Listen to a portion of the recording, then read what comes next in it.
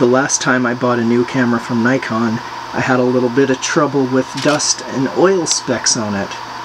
That was one of the first things I wanted to investigate with my new Z6. So I've moved apartments, so I couldn't use the same sketchy, gross tunnel, but you know, it's still white wall, piece of foam core, some LED lights, so that should be the same.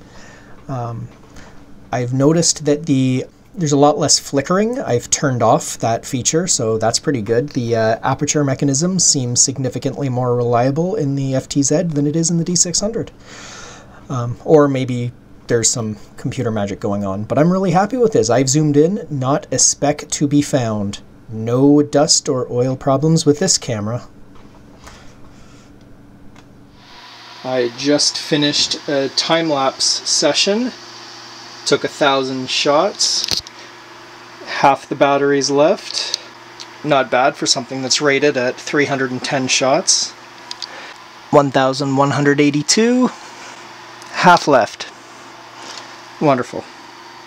Oh, now I'm on one. I guess the indicator's a little fussy.